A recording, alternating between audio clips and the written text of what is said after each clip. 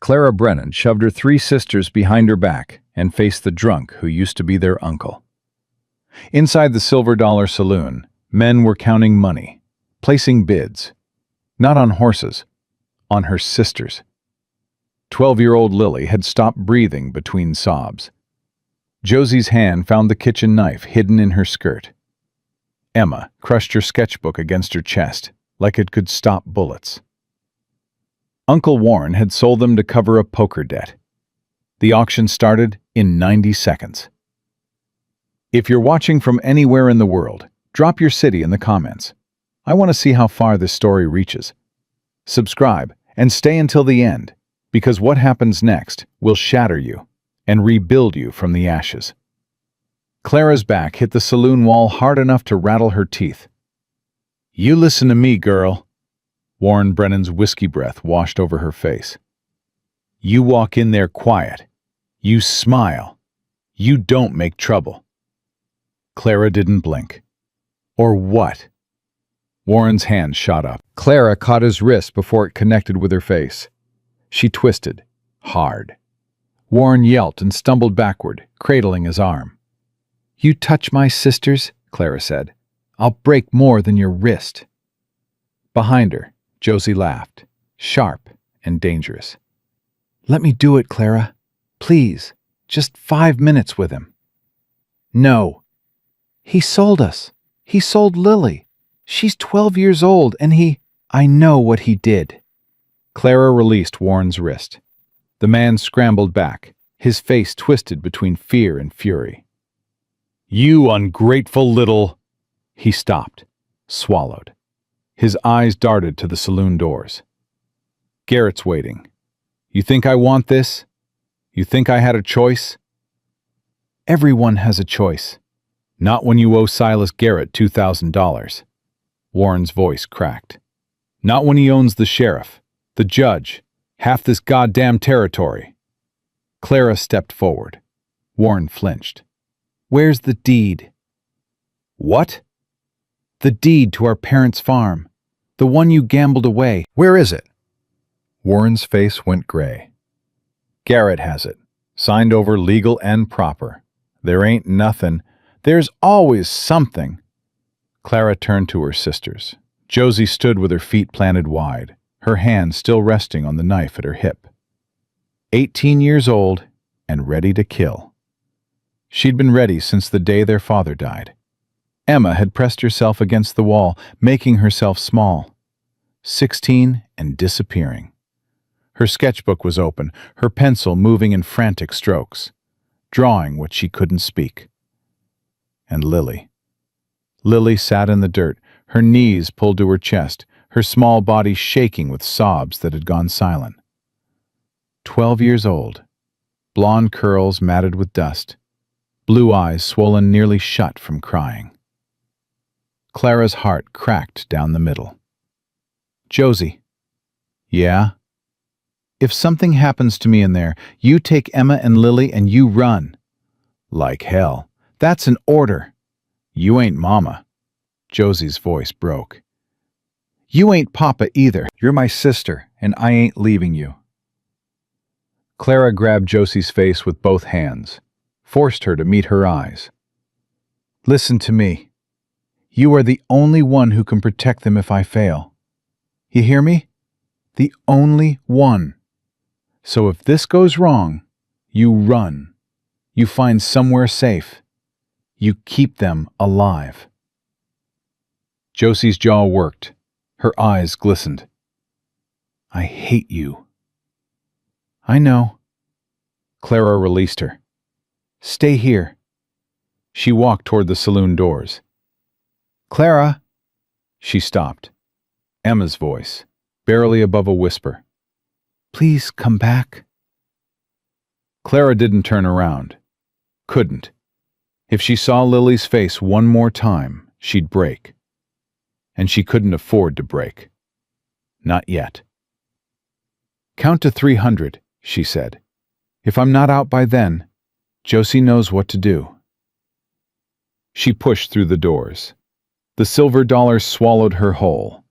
Smoke, sweat, spilled whiskey.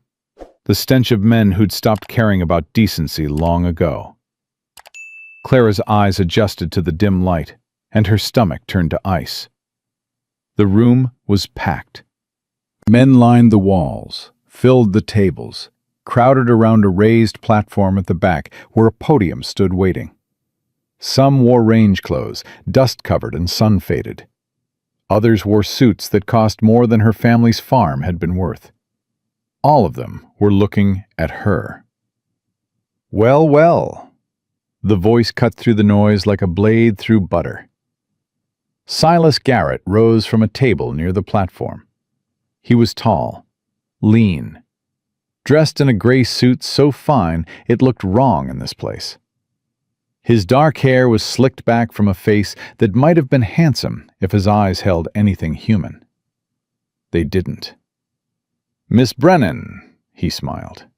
"I was beginning to think you'd run." "I don't run." "No." Garrett moved toward her, and men parted to let him pass.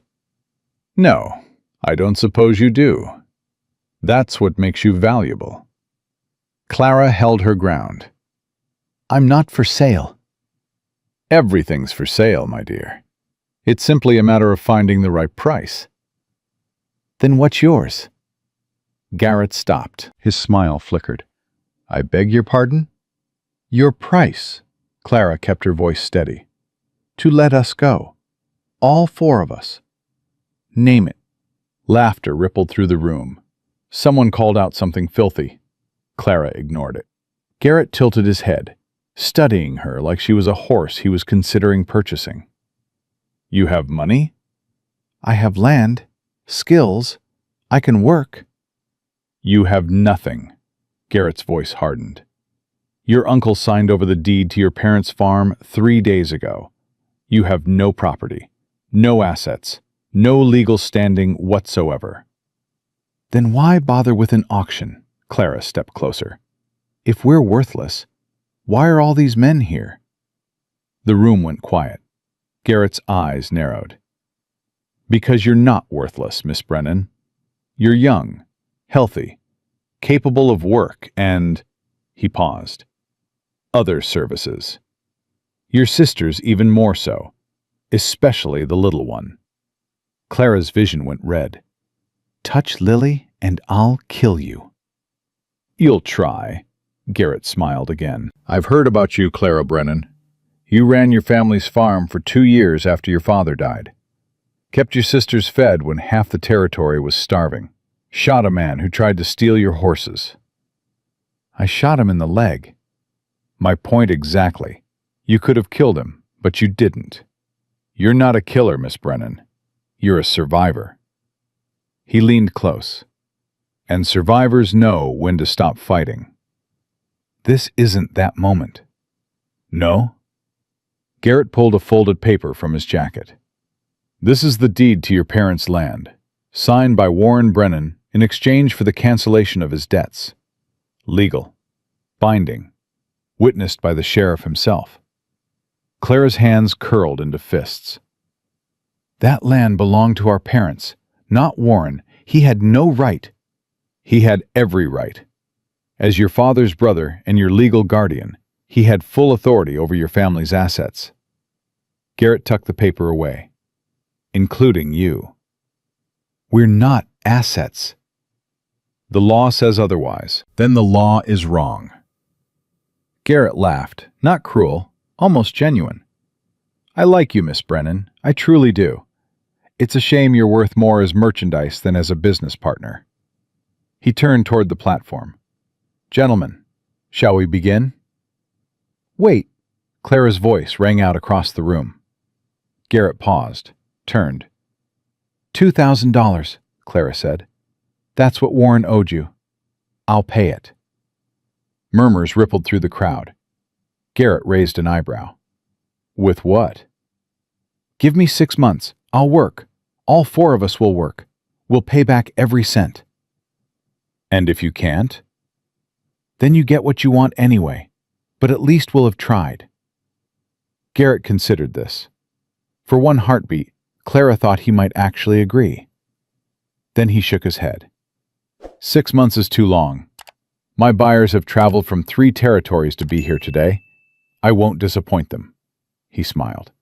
"But I admire your spirit.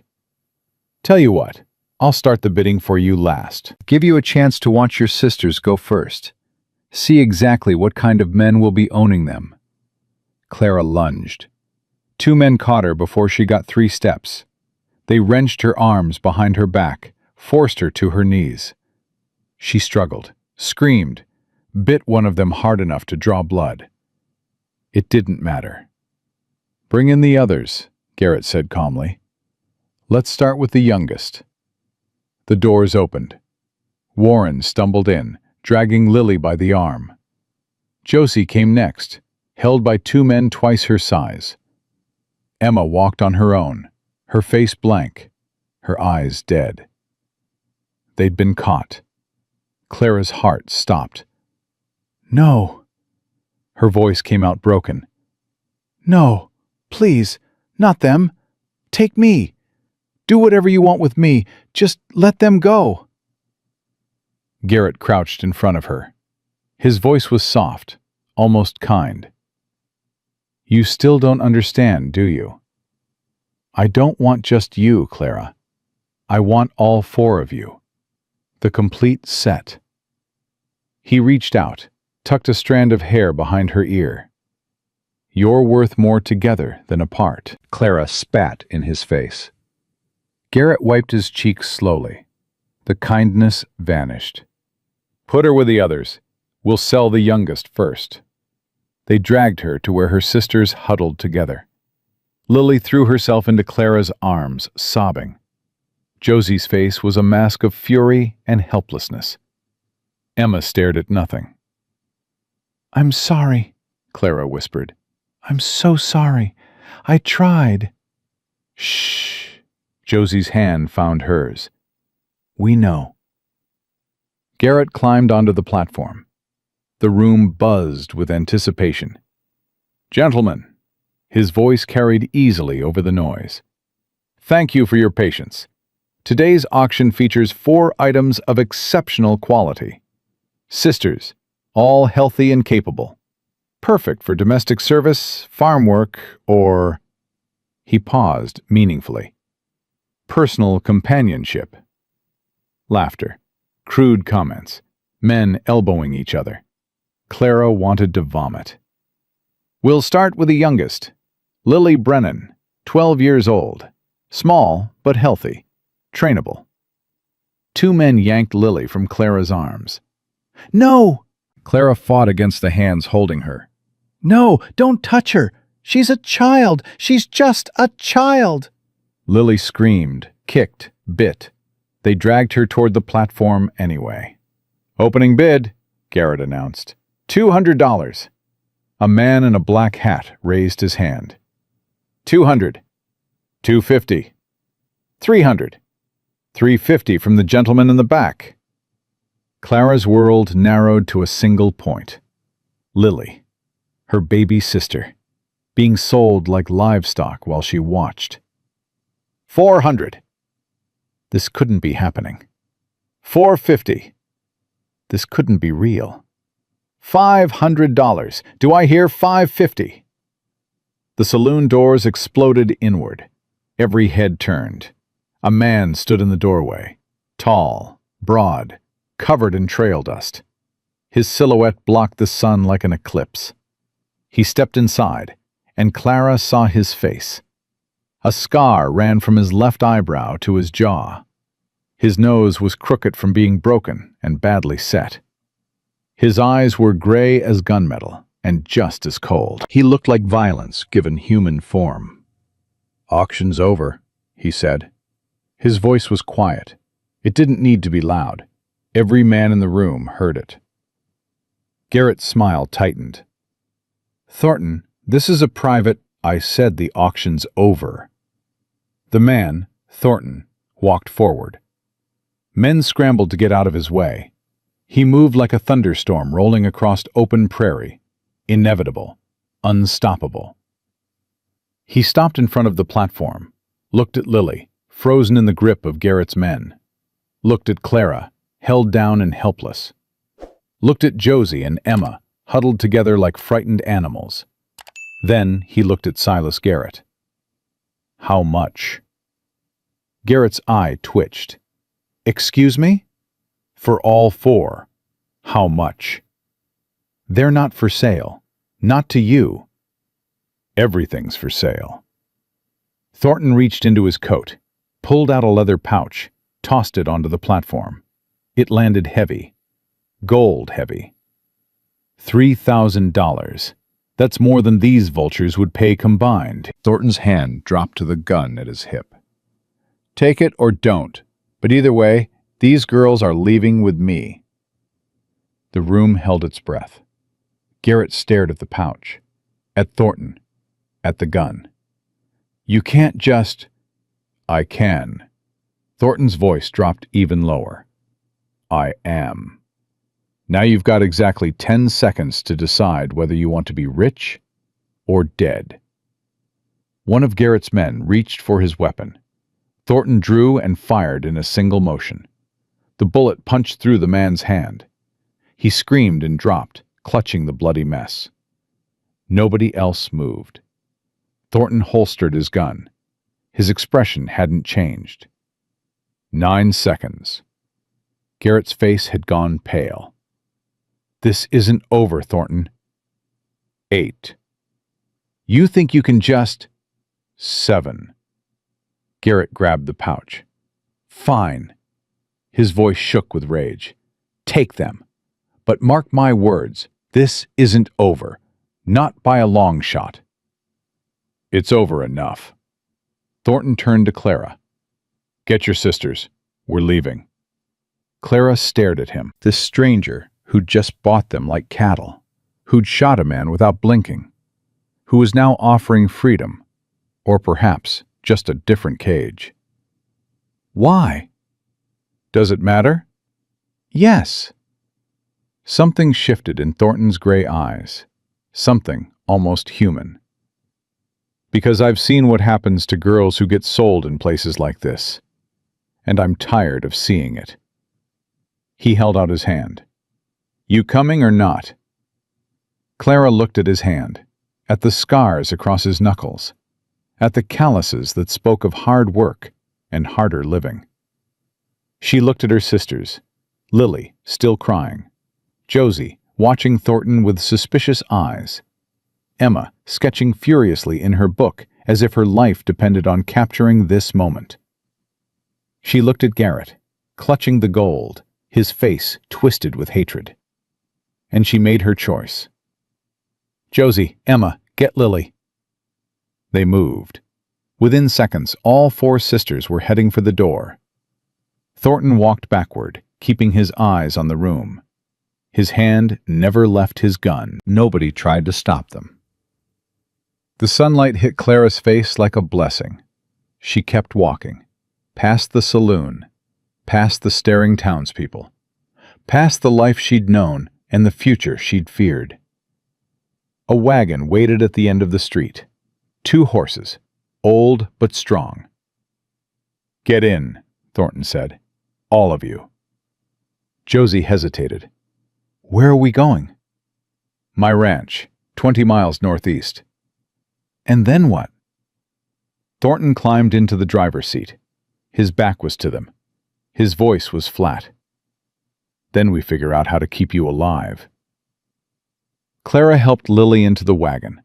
The girl was shaking so hard she could barely climb.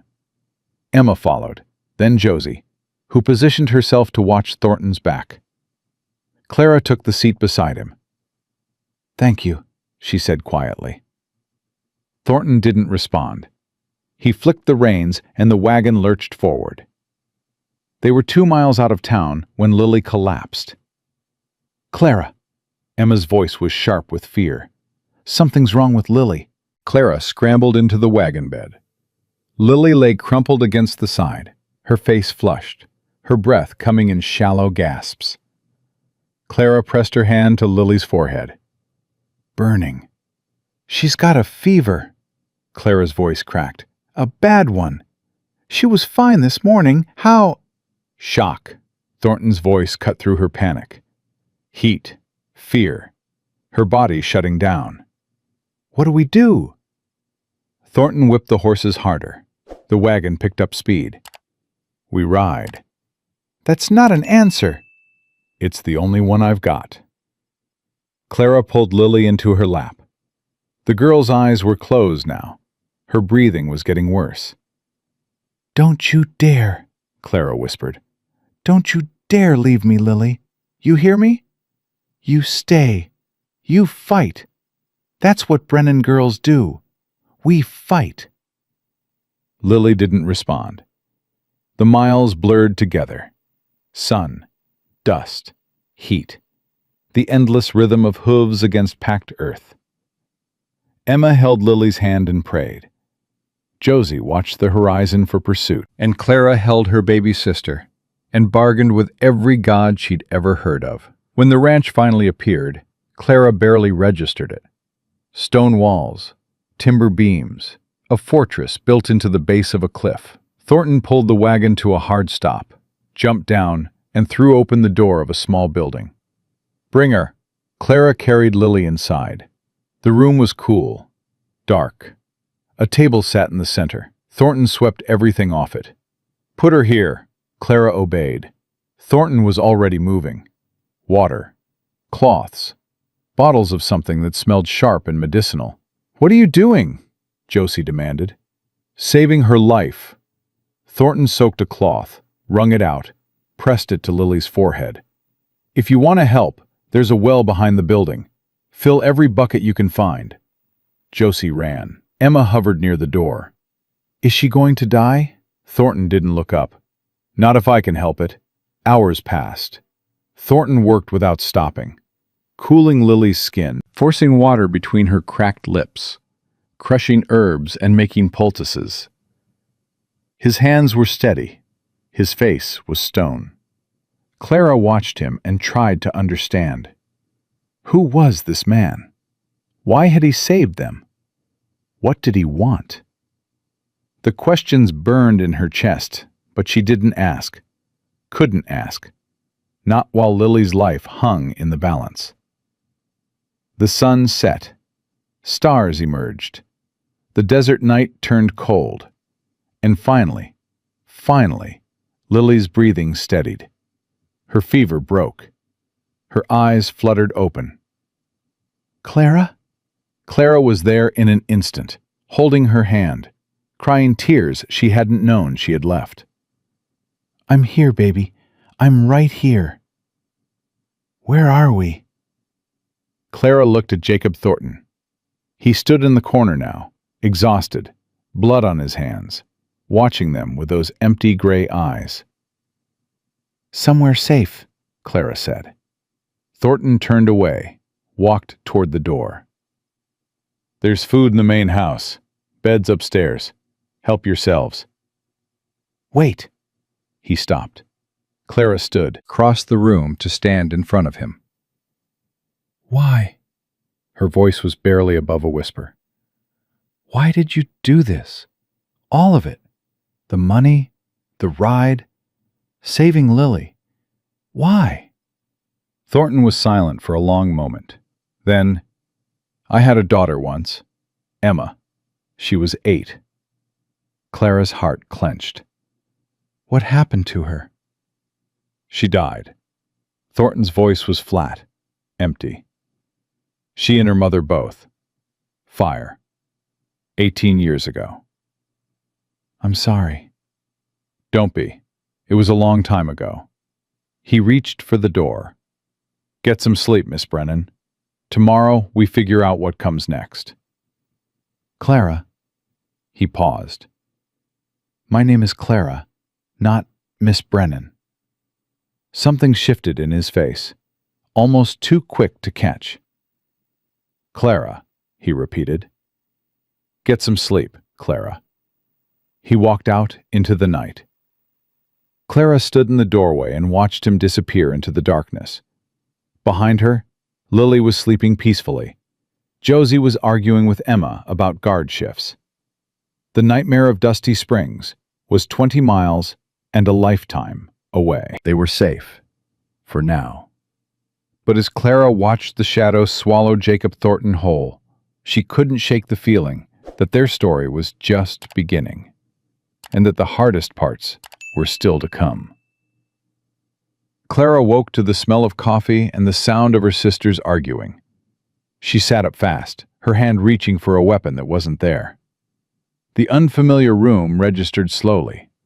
Stone walls, wooden beams, sunlight streaming through a small window. Thornton Ridge. They were at Thornton Ridge. The memories crashed back. The auction, the gunshot, Lily's fever. Jacob Thornton's gray eyes telling her his daughter died 18 years ago.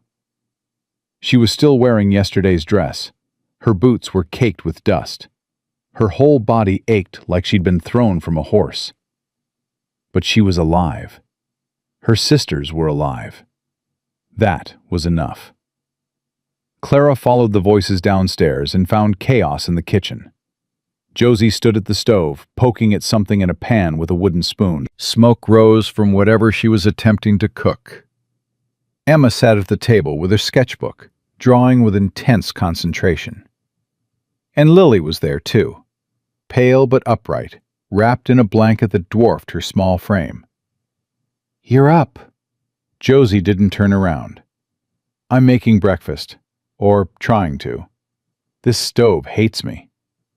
"The stove doesn't hate you." Emma's pencil scratched across paper. "You just don't know how to cook." "I know how to cook." "Burning things isn't cooking." "It's not burned, it's crispy." "It's on fire, Josie." Josie looked down. Flames licked up from the pan. "Damn it." She grabbed the pan and threw it into the sink. Water hissed. Smoke billowed. Clara crossed the room and opened a window before they all choked. "I had it under control," Josie muttered. "You really didn't." Clara turned to Lily. "How do you feel?" "Better." Lily's voice was still weak, but her eyes were clear. "Tired. Hungry." "We're working on the hungry part," Josie said. "Or we were before the stove betrayed me." Clara examined the kitchen. Clean, well-stocked, better equipped than their old farmhouse had ever been. "Where's Thornton?" "Don't know," Josie shrugged. "Haven't seen him since last night. There's a note on the table." Clara picked up the folded paper. The handwriting was rough. Practical. "Gone to check the perimeter. Help yourselves to food. Don't leave the house." That was all. No explanation, no instructions, just an order and an absence. "Friendly," Josie said. "Real warm welcome." "He saved our lives." Emma didn't look up from her drawing. "He doesn't have to be friendly." "He bought us, Emma, like cattle. Forgive me if I'm not ready to write him love letters." "He didn't buy us. He bought our freedom." "Same thing." "It's not the same thing at all."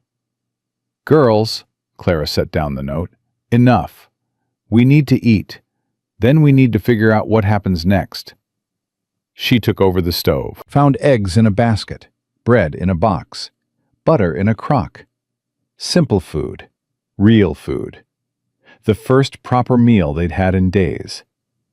They ate in silence at first. Then Lily spoke. "Clara, are we safe here?"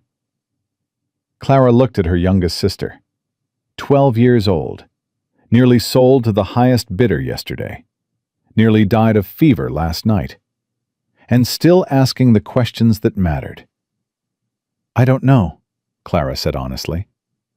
"I hope so." "But you're not sure?" "I'm not sure of anything right now, except that we're together, and that's what matters."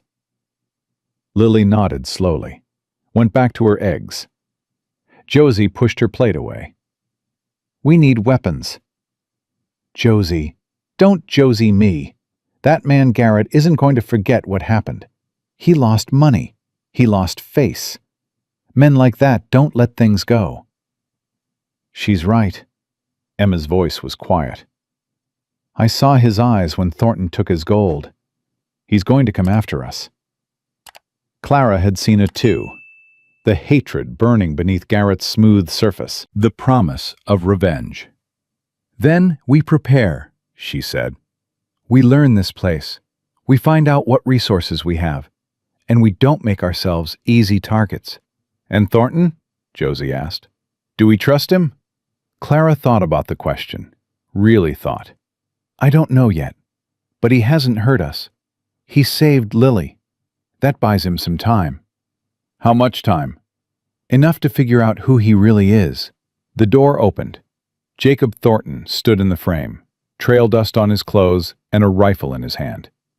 He looked at the four of them sitting around his table, eating his food, and his expression didn't change. "You're up." "We're up," Clara stood. "Thank you for the food." "Thank you for the rescue," Josie added, her voice carefully neutral. "And the bed. And not murdering us in our sleep." Thornton's eyes moved to her. "You're welcome. I'm Josie, in case you forgot. That's Emma. And Lily. And you already know Clara, apparently, since she's the only one you talked to last night." "I remember who you are." "Good. So what happens now? You bought us fair and square. What do you want in return?" "Josie." Clara's voice carried a warning. "It's a fair question. Nobody spends $3,000 on strangers out of the goodness of their heart. So what's the price, Mr. Thornton? What do we owe you?" Thornton set his rifle against the wall, crossed to the stove, poured himself coffee from the pot Clara had made. "You don't owe me anything." "Bull." "Josie!" "No, Clara. I'm tired of not knowing where we stand." Josie stood, facing Thornton directly. "Yesterday we were about to be sold like livestock. Today we're eating breakfast in a stranger's house. I need to know what kind of situation we're in. Are we guests? Prisoners? Something else?" Thornton took a long drink of coffee, set down the cup. "You're guests. You can leave whenever you want. Walk out that door right now if it suits you." He met Josie's eyes. "But if you do, Garrett will find you. He's got men all over this territory. Trackers, guns. You won't make it 100 miles before he drags you back. So we're prisoners." "You're protected. There's a difference." "Is there?" "Yes." Thornton's voice hardened. "Prisoners don't get choices. You have choices. Stay or go. Work or don't. Trust me or don't. But understand this. While you're under my roof, nobody touches you. Nobody hurts you. Nobody sells you. That's not a transaction. That's a promise." Silence filled the kitchen. Lily's small voice broke it. "Why?" Thornton looked at her. Something shifted in his face. Something almost soft. "Because I couldn't save my own daughter. Maybe I can save someone else's sisters." He picked up his rifle, walked toward the door. "There's work to be done if you want to help. Stable needs mucking. Garden needs tending. Fences need mending. Or you can rest. Your choice." He was gone before anyone could respond. Josie let out a long breath. "Well, that was something." "He's telling the truth." Emma closed her sketchbook. "About his daughter. About all of it." "How do you know?" "Because I watched his eyes when he talked about her." Emma stood. "I'm going to find the garden." She walked out. Josie stared after her. "When did she get brave?" "She's always been brave." Clara started gathering dishes. "Just quiet about it." "What about you? What are you going to do?" Clara looked around the kitchen, at the house that wasn't hers, at the future that was completely uncertain. "I'm going to learn everything I can about this place, and about the man who brought us here." "You think he's dangerous?" "I think everyone's dangerous. The question is whether he's dangerous to us or for us." Josie nodded slowly. "I'll take the stable. Keep my eyes open." "Be careful." "Always am." Josie headed for the door, then stopped, turned back.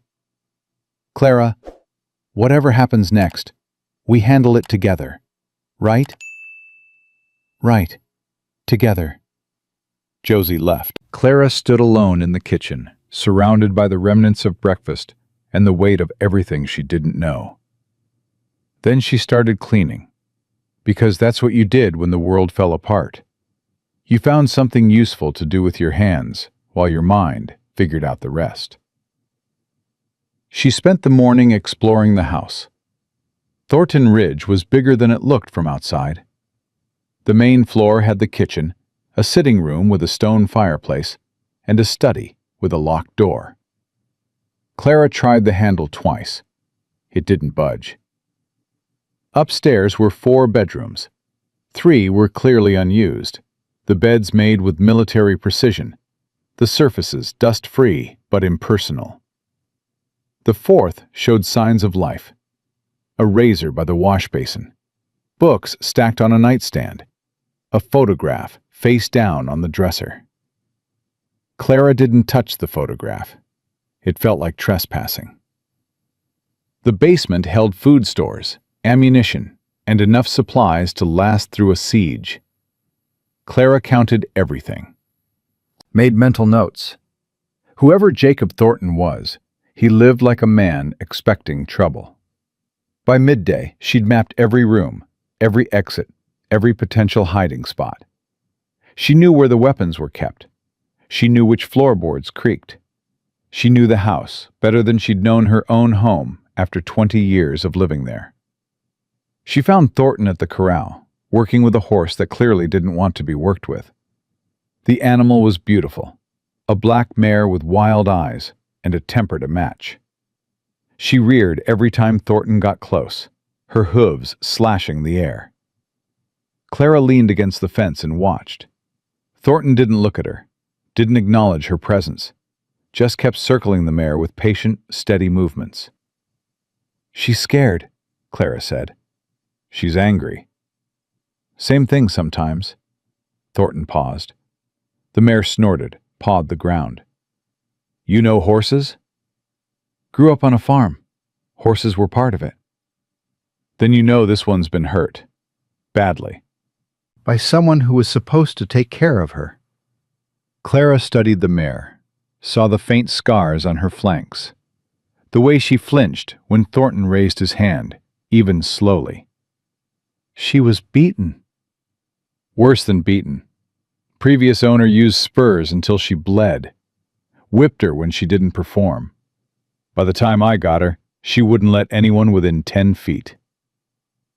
"How long have you had her?" 6 months.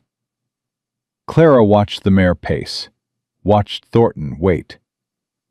"She's better now," she said. "Than she was." "Some. Still won't let me touch her. But she doesn't try to kill me anymore. That's progress." "How do you know she'll ever trust you?" Thornton finally looked at her. His gray eyes held something she couldn't quite read. "I don't. But I keep showing up anyway. Keep proving I'm not going to hurt her. Eventually, she'll decide for herself whether I'm worth trusting." Clara held his gaze. "Are we talking about the horse?" "We're talking about whatever you want to be talking about." A long moment passed. The mare snorted. Somewhere behind them, Josie was cursing at something in the stable. "I searched your house," Clara said. Thornton's expression didn't change. "I know." "You're not angry?" "Would being angry change anything?" "Most men would be." "I'm not most men." He turned back to the mare. "Did you find what you were looking for?" "I don't know what I'm looking for." "Then you probably didn't find it." Clara almost smiled. Almost. "Your study door is locked." "Yes."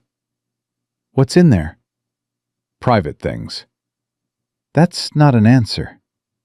"It's the only one you're getting." Thornton's voice was calm, final.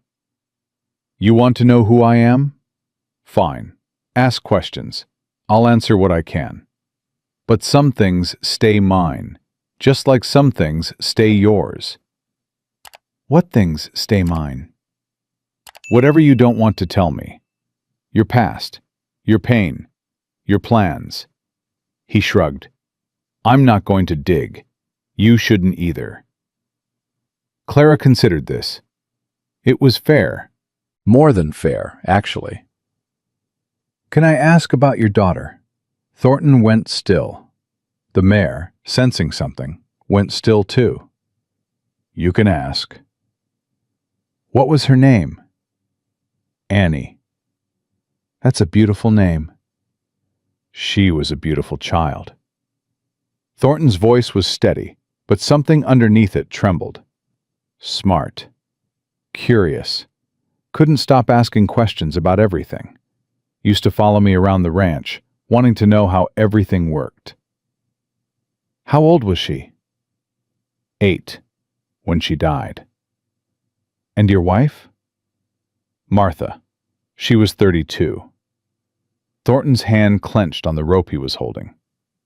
They died together, in a fire. Raiders hit our homestead while I was in town. By the time I got back, there was nothing left but ash. Clara's chest tightened. I'm sorry. Don't be. It was a long time ago. 18 years isn't that long. It's long enough. Thornton's jaw worked. Long enough to rebuild. Long enough to remember why I keep going. Why do you? He turned to face her fully. His eyes were gray as storm clouds and just as full of hidden lightning. Because giving up would mean they died for nothing, and I won't let that happen. Clara understood, more than she wanted to admit. Her parents had died 2 years ago. Her mother first, worn down by work and worry, and a body that just couldn't take any more. Her father, 3 months later, his heart giving out in the fields he'd worked his whole life. Clara had buried them both, had held her sisters while they cried, had taken over the farm and the responsibility and the crushing weight of keeping everyone alive. She knew what it meant to keep going when stopping felt easier. My parents died 2 years ago, she said. Both of them, within months of each other. Thornton nodded slowly. That's why you're so protective. That's why I have to be. You don't have to be anything. Not anymore. Not here. Clara shook her head. You don't understand. They're my responsibility. Josie, Emma, Lily. If something happens to them, it's my fault. No. Yes, I'm the oldest. I'm supposed to. You're supposed to be a sister, not a mother, not a soldier. Thornton's voice was firm. You want to protect them? Fine, that's natural. But you can't do it alone, and you can't sacrifice yourself in the process. Who said anything about sacrifice? Nobody had to. I can see it in your eyes. Thornton took a step closer. You're already calculating, planning, figuring out how to keep them safe no matter what it costs you. I know because I used to do the same thing. Used to? Before I realized that dying for someone isn't the same as living for them. The words hit Clara harder than she expected. She opened her mouth to respond, but the sound of hoofbeats cut her off. Both of them turned. A rider was approaching from the south, moving fast. Thornton's hand dropped to his gun. Get inside. What? Get your sisters. Get inside. Lock the doors. Who is it? I don't know. That's the problem. Clara didn't argue. She ran for the stable, found Josie elbow deep in horse muck, grabbed her arm. Inside, now. What's happening? Someone's coming. They found Emma in the garden, Lily sitting beside her in the shade. Clara gathered them all, herded them toward the house. What's wrong? Lily's voice was high with fear. Clara, what's wrong? Nothing. Probably nothing. Just being careful. They reached the porch just as the rider came into view. Not one of Garrett's men. Clara could see that immediately. This rider was older, weathered, sitting his horse with the ease of someone who'd spent 50 years in the saddle. Thornton stood in the yard, his hand still on his gun. "Thornton!" The rider pulled up, raising both hands to show they were empty. "Easy now. It's just me." Thornton relaxed, slightly. "Ezra, what brings you out?" The rider, Ezra, dismounted slowly. He was in his 60s, Clara guessed. Lean and tough, with a face like worn leather and eyes that missed nothing. "Trouble brings me out." Ezra glanced at the porch, at Clara and her sisters. "I see the rumors are true." "What rumors?" "That you bought 4 girls out of Silas Garrett's auction yesterday. That you shot one of his men doing it. That you rode out of Dusty Springs like the devil himself was chasing you." Thornton's jaw tightened. "Word travels fast." "Word always travels fast when it involves you and Garrett." Ezra tied his horse to the fence post. "Can we talk? In private?" Thornton looked at Clara, at her sisters. "Go inside. I'll be there soon." Clara hesitated. Every instinct screamed at her to stay, to listen, to know what was happening. But Thornton's eyes held a warning, not a threat, a warning. "Come on." She shepherded her sisters inside. "Let's give them space." They gathered in the kitchen. Josie immediately moved to the window. "I can't hear what they're saying." "That's probably the point. Don't you want to know?" "Of course I want to know, but he'll tell us if it's important." "Will he? We just met the man, Clara. We don't know anything about him." "We know he saved our lives." "We know he paid money for us.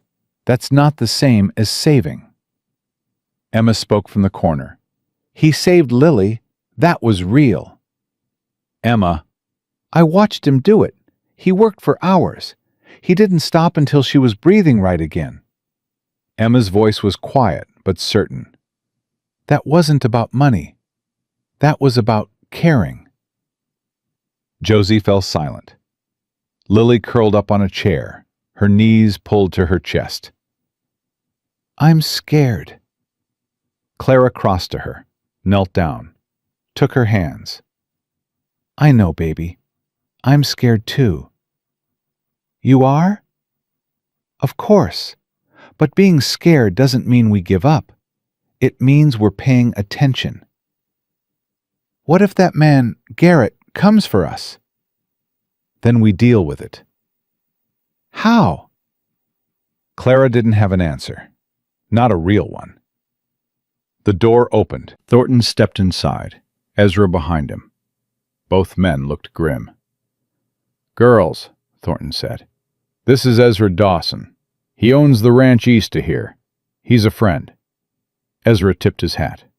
"Ladies?" "What's happening?" Clara stood. "What did you need to discuss privately?" Thornton and Ezra exchanged a look. "Tell them," Ezra said. "They deserve to know." Thornton's jaw worked. Then he nodded. "Garrett's putting a bounty on you. All 4 of you. $1,000 for information leading to your recovery." Clara's blood went cold. "Recovery? Like we're stolen property?" "That's how he's framing it. Says I took you illegally. Says he's got legal claim and I violated it." "That's a lie." "Doesn't matter. Enough money makes lies sound like truth." Thornton leaned against the doorframe. $1,000 is more than most men in this territory make in 2 years. There'll be bounty hunters coming from every direction. Josie's hand went to her hip, to the knife that was still there. "So we fight." "You don't fight bounty hunters, not if you want to live." "Then what do we do?" Thornton looked at Ezra. Ezra looked at Thornton. "We make a stand," Thornton said. "Here, At Thornton Ridge, we fortify, we prepare, and when they come, we make it clear that taking you isn't worth the cost. That's your plan? Wait for them to attack? No. We also spread the word about what really happened, about what Garrett was doing in that saloon, about the auction, about the fact that he was selling children. Thornton's voice hardened.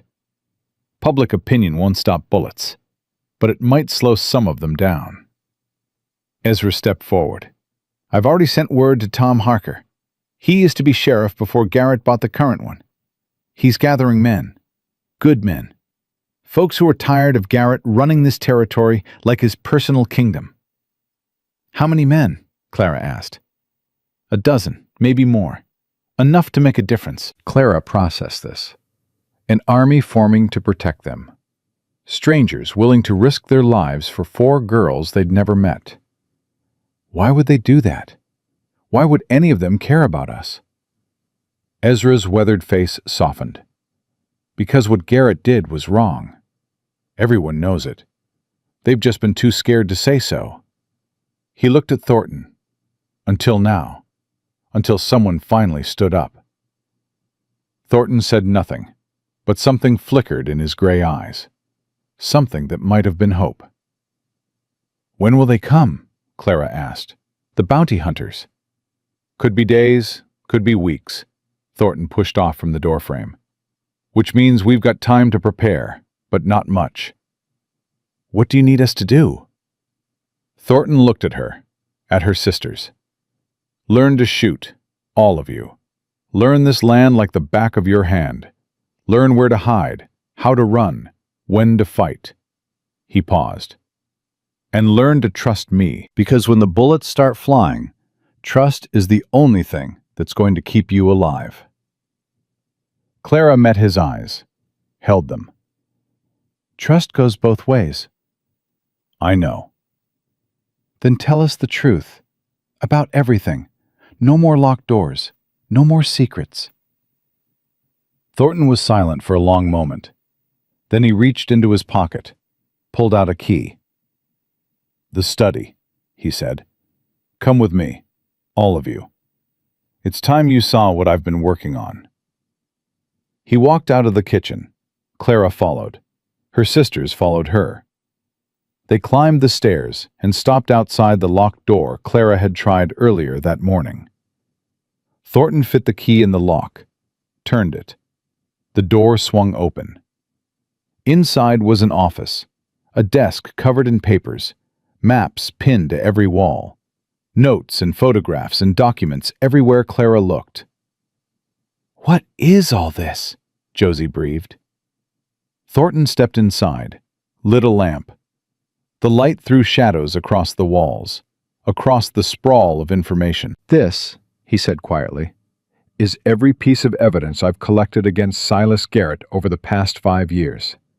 Every crime, every victim, every connection. Clara moved closer, looked at the maps, the names, the dates. You've been investigating him. I've been building a case, one that can't be ignored, one that will put him away for good. Why? Thornton's hand drifted to a photograph on the wall. A woman with dark hair. A girl with her father's eyes. Because 18 years ago, the men who killed my family worked for a man just like Garrett. Different name, different territory, same evil. He turned to face them. I spent 2 years hunting those men down. When I was done, I realized killing wasn't enough. The men at the top just hired more guns and kept going. So you're trying to take down the whole operation. I'm trying to make sure no one else loses what I lost. And that means going after the root, not just the branches. Clara stared at the evidence. Years of work, years of patience. Garrett doesn't know about this? If he did, I'd be dead already. And now we've made you a target. Clara's voice was heavy. By coming here, we've put everything you've built at risk. Thornton shook his head. You didn't do anything. Garrett did. I just finally had a reason to stop waiting. A reason? 4 reasons. He looked at each of them in turn. 4 girls who deserved better than what that saloon was going to give them. 4 lives worth risking everything for. Lily stepped forward, small and pale and still shaky from yesterday's fever. You really mean that? We're worth risking your life? Thornton knelt so he was at her eye level. When I saw you in that saloon, saw what they were about to do, I thought about Annie. About what I would have wanted someone to do if she'd been in your place. His voice roughened. So yes, Lily, you're worth it. All of you are. Lily threw her arms around his neck. Thornton froze. For a moment, he looked like he'd forgotten what human contact felt like.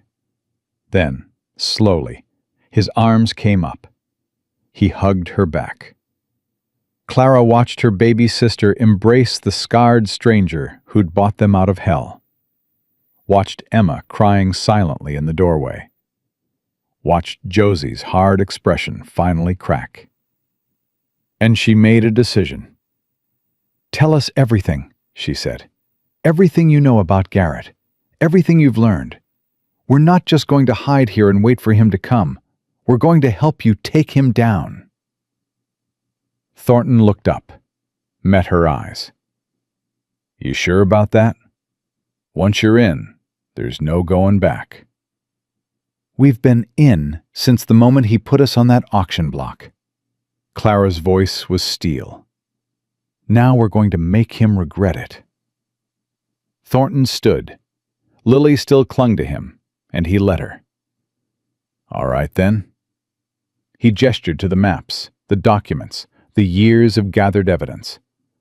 Let's get to work. The days that followed blurred together in a rhythm of preparation and watchfulness.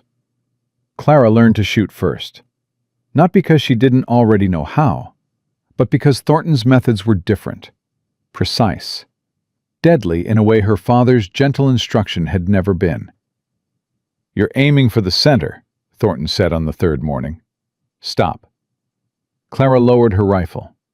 Center mass, that's what my father taught me. Your father taught you to hunt. I'm teaching you to survive. Thornton moved behind her, adjusted her stance with impersonal efficiency.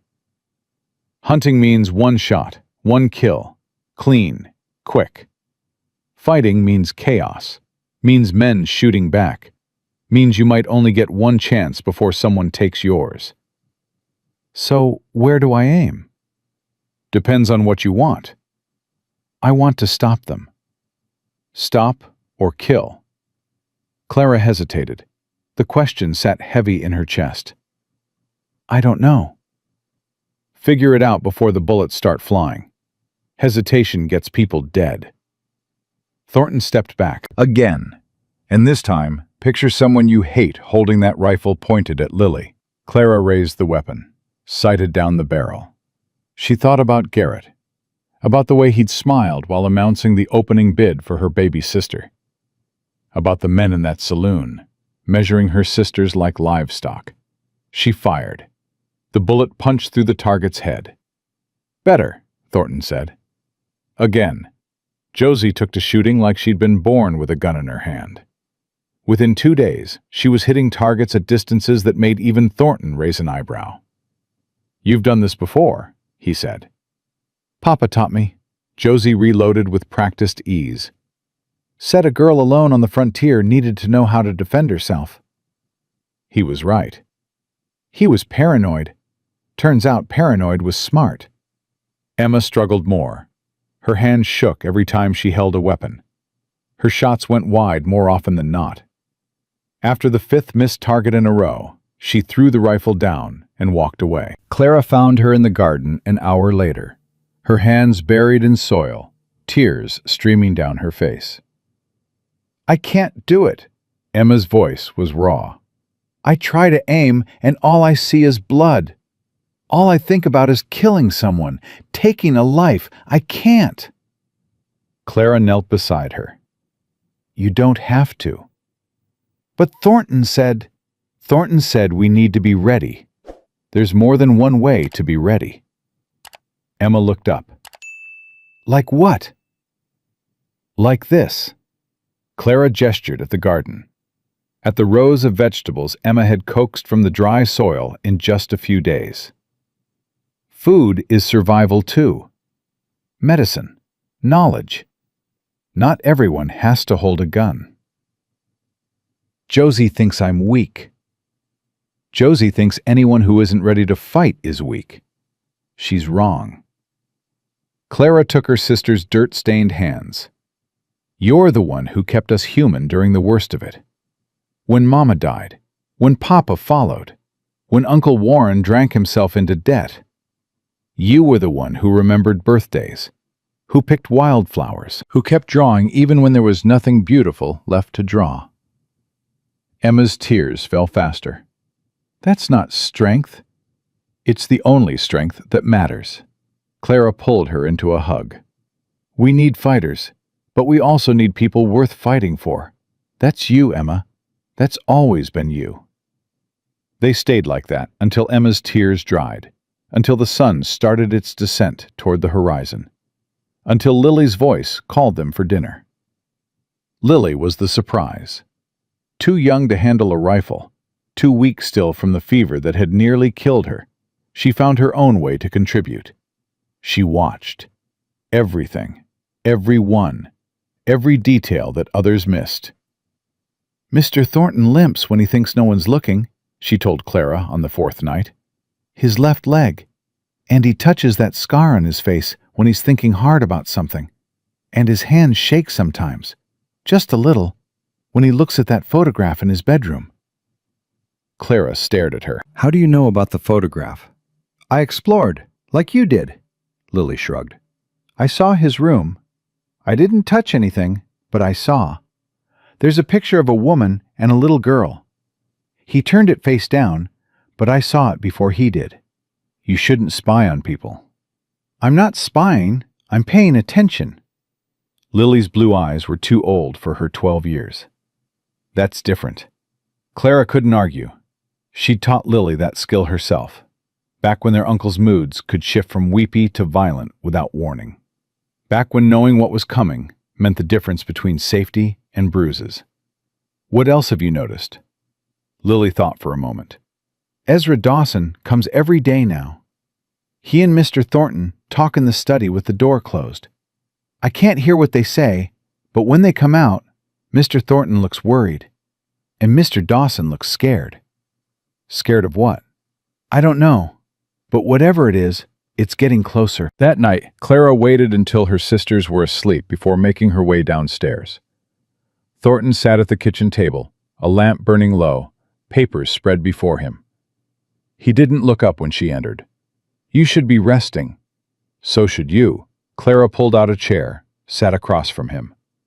What's happening? What aren't you telling us? Thornton's jaw tightened. For a moment, she thought he wouldn't answer. Then he pushed a piece of paper across the table. A wanted poster, 4 faces sketched in rough detail. Clara recognized herself, her sisters. Wanted for theft and conspiracy, it read. $1,000 reward each. Return to Silas Garrett for payment. Theft, Clara said flatly. We're thieves now. According to Garrett, you stole yourselves. Property fleeing its rightful owner. That's insane. That's the law in territories where men like Garrett write it. Thornton took the poster back. These went up in every town within 100 miles. Ezra's been tearing them down where he can, but they keep appearing. So everyone in the territory is looking for us? Everyone who wants easy money, which is most people. Clara absorbed this. $4,000 total. A fortune in a land where most folks scraped by on pennies. What do we do? We do what we've been doing. We prepare. We wait. And we hope Tom Harker gets here with reinforcements before the bounty hunters do. Hope isn't a strategy. No, but sometimes it's all we've got. Clara studied his face in the lamplight. The scar, the broken nose, the eyes that held too much history. Tell me about her, she said quietly. Your wife." Thornton went still. "Why?" "Because we're about to risk our lives together. Because I want to know who you were before all this."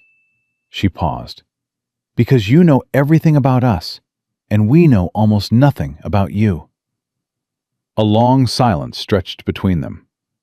Then Thornton spoke. "Martha was a schoolteacher, came west from St. Louis to bring education to frontier children.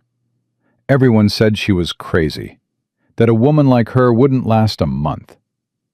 A ghost of a smile crossed his face. "She lasted 15 years, taught half the territory to read." "How did you meet?" "She needed someone to build a schoolhouse.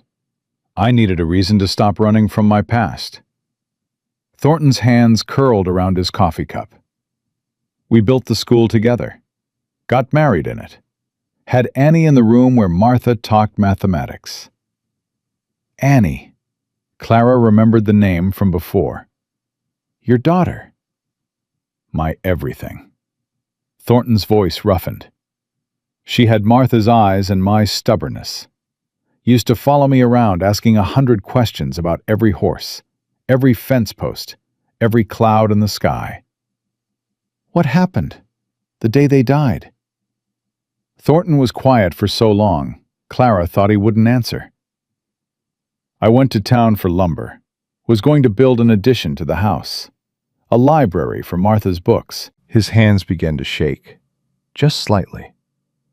"I told them I'd be back by supper, kissed Annie goodbye, told Martha I loved her." He stopped, swallowed hard. "Raiders came at noon. Men I'd turned away from buying horses the week before. They were angry, drunk, looking to make a statement." His voice dropped to barely a whisper. "They made one." Clara's chest ached. "It wasn't your fault."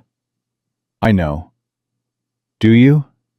Thornton looked at her, really looked, and in his gray eyes she saw 18 years of guilt that no amount of knowing could erase. "I know it wasn't my fault. That doesn't mean I don't blame myself." He set down his cup. "I've made peace with what happened, as much as anyone can. But I'll never stop wishing I'd been there, that I died with them instead of spending 18 years living without them." "Is that why you saved us? To die?" "I saved you to live." Thornton's voice hardened. "To prove that all those years meant something, that I could protect someone, even if I couldn't protect them." Clara reached across the table, touched his hand. He flinched, like he'd forgotten what human contact felt like. "You're not dying for us," she said. "You hear me? We're going to survive this. All of us. Together." Thornton looked at her hand on his, at her face. "You can't promise that." "I can promise to try. That's all any of us can do." Something shifted in his expression. Something that might have been hope, buried so deep he probably didn't recognize it anymore. "You remind me of her," he said quietly. "Martha. The way you hold your family together. The way you refuse to break." "Is that a good thing?" "It's the best thing." They sat in silence after that, two people carrying weights too heavy for one, finding, for just a moment, that the burden was lighter, shared. The attack came on the 7th day. Clara was in the garden with Emma when she heard it. Hoofbeats, dozens of them, coming fast from the south. She was on her feet before the sound fully registered. "Inside, now!" Emma dropped her trowel. "What's happening?" "They're here." They ran. Josie met them at the door, rifle already in hand. "I count 12 riders, maybe more." "Where's Lily?" "Upstairs. I told her to hide." "Where's Thornton?" "Don't know. He rode out early to check the fence line." Clara's blood went cold. Thornton was gone. They were alone. "Close the shutters, bar the doors, get to the positions he showed us." They moved fast, days of preparation kicking in despite the fear. Clara took the front window. Josie took the back. Emma positioned herself at the stairs with the smallest rifle, shaking but present. The riders pulled up outside the stone wall. Clara peered through a gap in the shutters. Garrett wasn't with them. But the man leading the group was almost as bad. Big, bearded, wearing a badge that looked like it had been bought, not earned. "You in the house," his voice boomed across the yard. "This is Deputy Sheriff Cole Turner. You're harboring fugitives. Send them out peaceful-like, and no one gets hurt." Clara's hands tightened on her rifle. "They're not fugitives," she shouted back. "They're people, free people." "That ain't what the law says, ma'am. I got warrants here, signed by Judge Patterson himself." "Patterson is Garrett's man. Everyone knows it." "Don't matter whose man he is. The law's the law." Turner shifted in his saddle. "Now I'm going to give you to the count of 10 to send those girls out. After that, we come in and take them." Clara looked at Josie, at Emma. "What do we do?" Emma whispered. "We hold," Clara said. "We hold until Thornton gets back." "And if he doesn't?" Clara didn't answer. Couldn't. 1, Turner began counting. Clara's finger found the trigger. 2. She thought about Lily upstairs, about the life her baby sister hadn't gotten to live yet. 3. About her parents, dead in the ground, trusting her to protect their children. 4. About Martha and Annie, burned alive while the man who loved them was buying lumber for a library. 5. About Jacob Thornton, somewhere out there, not knowing that everything he'd built was about to fall apart. 6. Clara made a decision. 7. She stood up, opened the shutter. 8. Raised her rifle. 9. And fired. The shot took Turner's hat clean off his head. He yelped and ducked, his horse rearing. "Next one goes through your skull," Clara shouted. "You want those girls? Come get 'em." For a moment, nobody moved. Then Turner's face twisted with rage. "You stupid little—" He drew his pistol. "Boys, take them." The riders charged. Clara fired again, hit one man's shoulder. He screamed and fell from his saddle. Josie's rifle cracked from the back of the house. Another scream. The riders reached the wall, started climbing. Clara reloaded, fired, reloaded again. They kept coming. A window shattered somewhere behind her. Men's voices filled the house. "Clara!" Josie's scream. "They're inside!" Clara ran toward the sound, found Josie grappling with a man twice her size. The knife was in Josie's hand now, slashing at his arms, his face. Clara clubbed him with a rifle butt. He went down. Another man appeared in the doorway. Clara shot him in the leg. The house had become chaos. Smoke, screams, the crash of breaking furniture. "Emma!" Clara shouted. "Lily!" No answer. She ran for the stairs. A man blocked her path. Big, grinning. "Well now," he said. "Which one are you?" "Let me guess. You're the oldest. The one worth the most." Clara raised her rifle. It was empty. She hadn't had time to reload. The man laughed. "Nice try, sweetheart." He lunged. Clara swung the rifle like a club. It connected with his head. He staggered but didn't fall. His fist caught her temple. Stars exploded across her vision. She hit the floor hard. The man stood over her, breathing heavy. "You're gonna pay for that. Before I turn you in, you're gonna pay." He reached for her. A gunshot exploded through the room. The man jerked, looked down at the hole in his chest, looked up with confusion. Then he crumpled. Jacob Thornton stood in the doorway, smoke curling from his pistol. "Get up," he said. "We're not done yet." Clara scrambled to her feet. "How did you—" "Heard the shooting. Rode hard." Thornton was already moving, checking corners, his gun sweeping. "Where are your sisters?" "I don't know. We got separated." "Find them. I'll handle the rest." He disappeared into the chaos. Clara ran upstairs. "Lily! Lily, where are you?" A small voice from the closet in Thornton's bedroom. Clara? Clara threw open the door. Lily huddled inside, her arms wrapped around her knees, her face streaked with tears. It's okay. It's okay, baby. I'm here. I heard shooting. I heard screaming. I thought, I know, but we're okay. We're going to be okay. Emma, where's Emma? Clara's heart stopped. She didn't know. Stay here, she said. Don't move. Don't open this door for anyone but me or Mr. Thornton. Understand? Lily nodded, her eyes huge. Clara closed the closet door and ran back downstairs. The fighting had moved outside. She could hear gunshots in the yard, shouts, the whinny of frightened horses. She found Josie in the kitchen, bleeding from a cut on her forehead, standing over two unconscious men. Emma, Clara gasped. Have you seen Emma? Josie's face went white. They searched together, room by room, calling her name. They found her in the study. She was pressed against the wall, a man's hand around her throat, his pistol against her temple. Drop the guns, he said calmly. Both of you, or I paint the wall with her brains. Clara's rifle clattered to the floor. Josie's followed. The man smiled. Smart girls. Now, here's what's going to happen.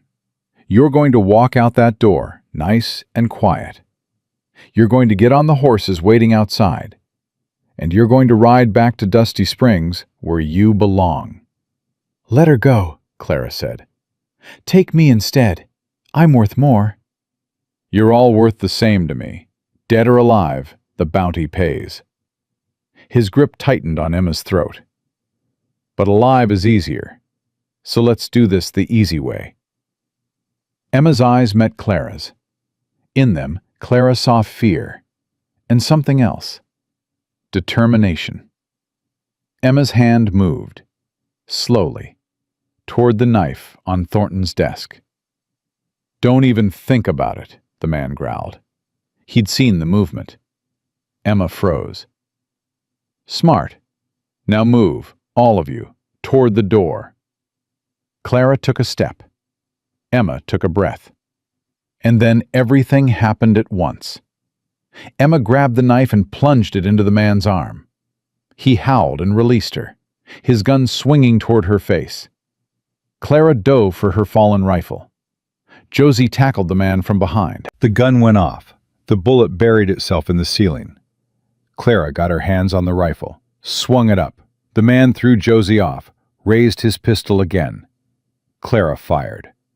The shot caught him in the chest. He stumbled backward, hit the wall, slid down it, leaving a red smear on the wood. His eyes found Clara's, held them for one endless moment. Then the light went out of them. Clara stood there, the rifle still raised, her whole body shaking.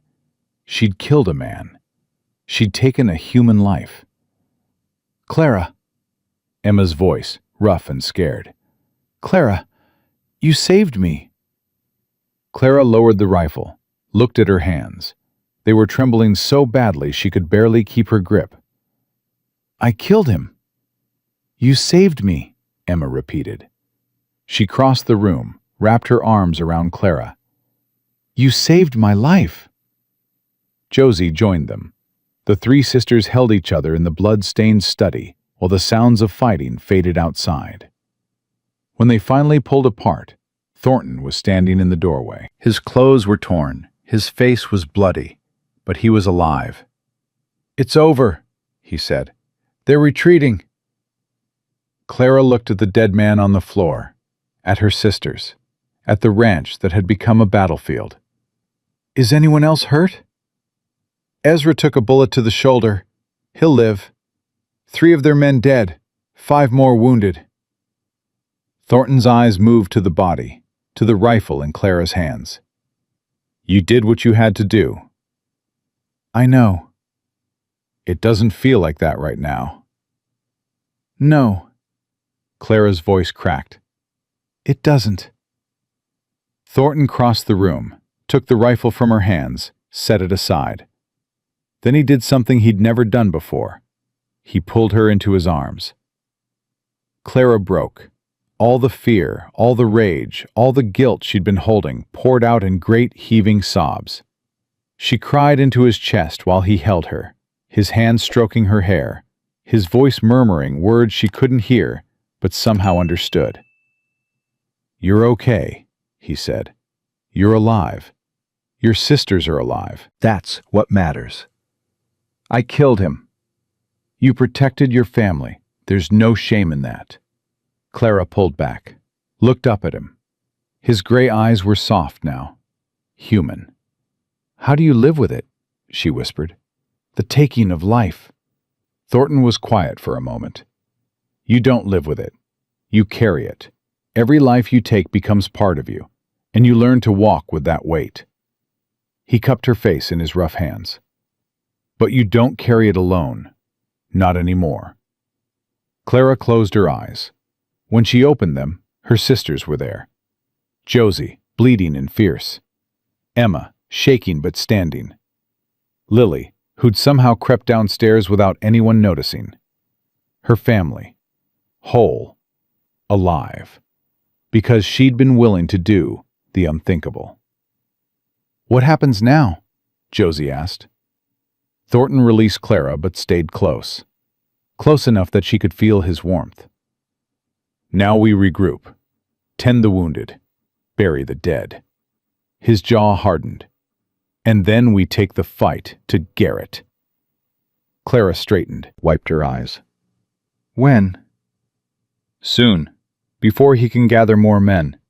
Before he knows we're coming." Clara looked at her sisters, at the man who'd become something more than a stranger. "Then let's get ready," she said. "Because this ends. One way or another. This ends." They buried 2 of Garrett's men at dawn, not because they deserved it, because leaving bodies to rot brought disease and drew scavengers.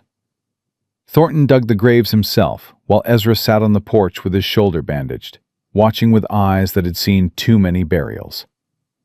Clara stood at the edge of the yard, her sisters clustered around her, and tried to feel something other than numb. "You shouldn't watch this," Josie said quietly. "I killed one of them. The least I can do is see him put in the ground." "Clara, don't." Clara's voice came out harder than she intended. "Don't tell me it was necessary. Don't tell me I did the right thing. I know all that. It doesn't help." Josie fell silent. Emma slipped her hand into Clara's, said nothing, just held on. Lily pressed against Clara's other side, her small body warm and alive and breathing. They stood together as Thornton finished his grim work, as he covered the graves without ceremony or prayer, as the sun rose higher and the desert heat began its daily punishment. When it was done, Thornton walked to where they stood. His clothes were covered in dirt, his face was haggard, but his eyes found Clara's with something like understanding. "First kill's always the hardest." "Does it get easier?" "No. You just get better at carrying it." He walked past them into the house. Clara watched him go and felt something shift in her chest, something that had been locked tight for years. She followed him inside. He was at the kitchen sink, washing the grave dirt from his hands. His movements were slow, mechanical, the movements of a man who'd done this too many times. "Jacob." He paused. It was the first time she'd used his given name. "I need to know something." Clara moved closer. "And I need you to tell me the truth." "Ask." "When you look at me, what do you see?" Thornton turned. Water dripped from his hands onto the floor. "What do you mean?" "You said I remind you of your wife. You saved us because you couldn't save them. You've been protecting us like we're replacements for what you lost." Clara held his gaze. "So I need to know. When you look at me, do you see Clara Brennan? Or do you see a ghost?" The question hung between them like a blade. Thornton was silent for a long moment. His jaw worked. his hands curled into fists at his sides. "At first," he said slowly, "I saw Martha. The way you hold your family together. The way you refuse to break no matter how hard the world pushes." He took a breath. "But that was at first. And now? Now I see you." His voice roughened. "Clara Brennan. 24 years old, stronger than anyone has a right to be, carrying a weight that would crush most men, and making it look easy." He stepped closer, close enough that Clara could see the individual threads of silver in his dark hair. "I see a woman who shot a man to save her sister, and is tearing herself apart over it, who lost her parents and raised 3 girls on nothing but stubbornness and love, who walked into a saloon full of men who wanted to buy her and didn't flinch." His hand came up, touched her face, gentle. "I see someone I want to protect, not because she reminds me of someone I lost, because she's someone I don't want to lose." Clara's breath caught. "Jacob." "You don't have to say anything." He dropped his hand, stepped back. "I know this isn't the time. I know we've got a war to fight and your sisters to protect, and 100 reasons why this is a bad idea. It's a terrible idea." "I know." "You're too old for me." "Probably." "We've known each other less than 2 weeks." I know. And I killed a man last night. I'm not exactly in the best frame of mind for romance. Thornton almost smiled. "That's fair." Clara stared at him, this scarred, broken man who'd bought them out of hell, who'd fought for them, bled for them, held her while she cried over a life she'd taken. "Ask me again," she said quietly. "What?" "When this is over. When Garrett's finished, and my sisters are safe, and we're not running for our lives." She took a breath. "Ask me again. What you see when you look at me." Something flickered in his gray eyes, something that looked dangerously like hope. "And if I ask?" "Then I'll tell you what I see when I look at you." The moment stretched between them, fragile, precious. Then Ezra's voice shattered it. "Thornton, riders coming!" They moved. Clara grabbed her rifle from where she'd left it by the door. Thornton was already outside, his pistol drawn, his body positioned between the approaching riders and the house. But these weren't enemies. Tom Harker rode at the head of a column of men, 15, maybe 20, hard-faced ranchers and farmers, carrying rifles and wearing expressions of grim determination. "Thornton!" Harker pulled up, his old sheriff's badge glinting on his chest. "Heard you had some trouble last night." "News travels fast." "News of Silas Garrett always travels fast."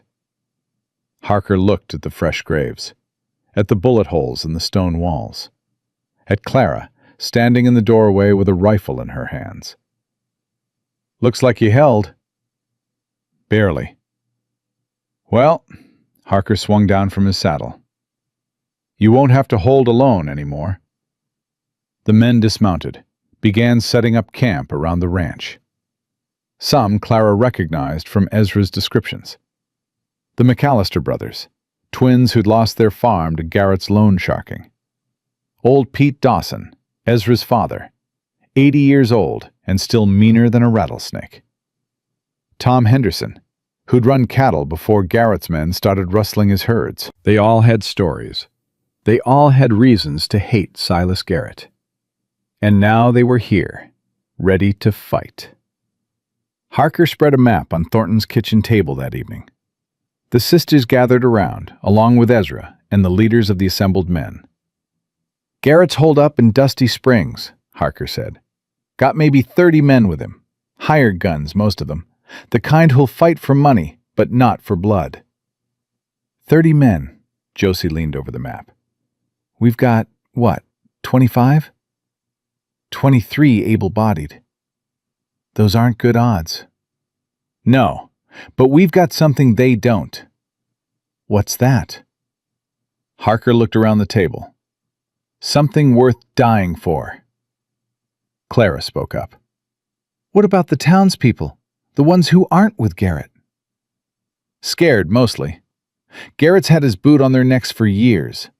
They want to fight, but they're afraid of what happens if they lose. Then we show them they don't have to be afraid. Clara stepped forward. We show them that Garrett can be beaten, that standing up to him doesn't mean dying. Thornton shook his head. That's a nice thought, but how do you propose we do it? We don't just attack. We expose him. Clara pulled the map closer. You've spent 5 years collecting evidence against Garrett. Crimes, victims, connections. What if we make that public? What if everyone in the territory knows exactly what kind of man he is? Most folks already know. Knowing and seeing are different things. Clara looked at Emma. You can draw, right? Better than anyone I know. Emma blinked. What does that have to do with anything? Those sketches you make. The ones that capture people so perfectly you can almost hear them breathe. Clara's mind was racing now. What if we made posters? Not wanted posters, truth posters. Pictures of Garrett's victims, names, dates, crimes. Thornton's eyes narrowed. You want to wage a war of information.